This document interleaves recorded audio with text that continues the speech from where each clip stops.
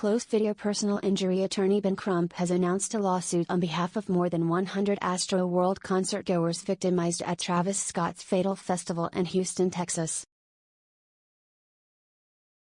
He described the victims as suffering mentally, physically and psychologically. The lawsuit was announced on Friday morning, where the outdoor musical festival was described as a failure of epic proportions. "This should have never, ever happened," Crump said. "People were literally fighting for their lives just to get out of there. This is a horrific story. We have to get the answers. Nobody should ever die from going to a concert. This is a disaster that changed their lives forever," he shared. "One thing is for certain. We will not let them get away with this. We are going to make them have changes in the industry." As some of Crump's clients tearfully spoke of the horrors they witnessed, the renowned attorney said his team will hold each and every person responsible accountable. One concertgoer described seeing bodies everywhere, as well as a girl who was for sure dead. "I'll never forget the look of terror on people's faces," one shared. Bharti Shahani, who was set to graduate from Texas A&M University in the spring, died Wednesday night.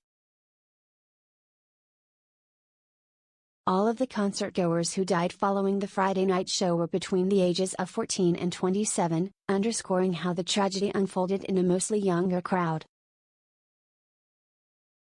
A 9-year-old boy who was also injured at the sold-out festival of 50,000 people remains in a medically induced coma, according to family.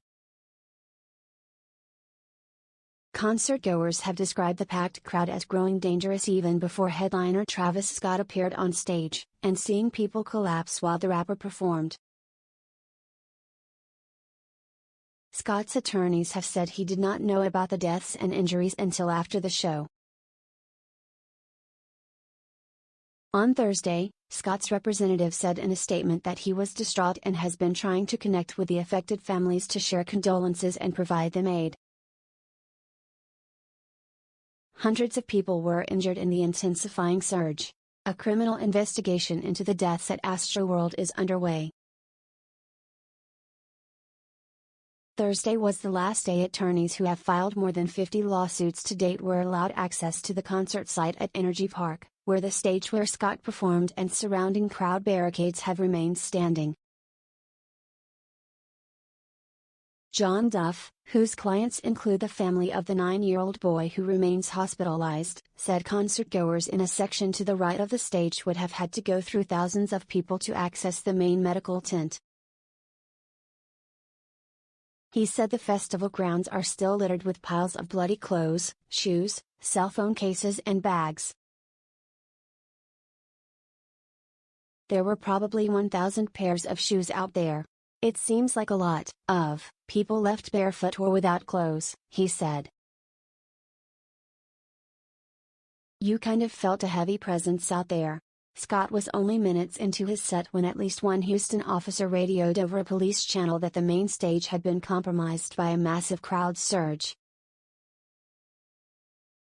Recordings of police radio traffic, obtained by the Houston Chronicle, reveal how quickly law enforcement became aware of the rising danger in a throng of concertgoers shortly after the star rapper began performing at the sold-out music festival.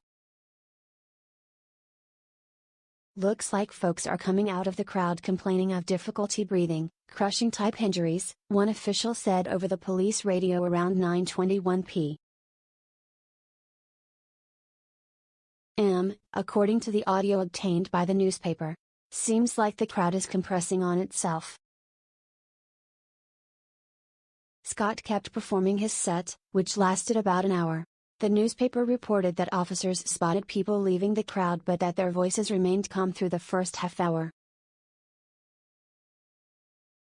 Houston Police Chief Troy Finner said during a news conference Wednesday that police told organizers to shut down the performance when fans in the crowd were administered CPR. Authorities gave word around 10:03 p.m. that the concert was in the process of shutting down, but witnesses say Scott and Drake, the superstar rapper who came on toward the end of Scott's set as a special guest, kept performing. Scott's attorneys on Wednesday pointed to an operational plan for the event that states only the festival director and executive producers have the authority to stop the show, neither of which is part of Travis's crew.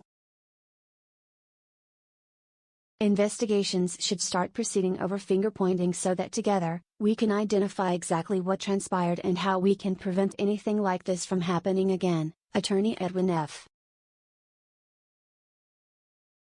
McPherson said in a statement. The Associated Press contributed to this report.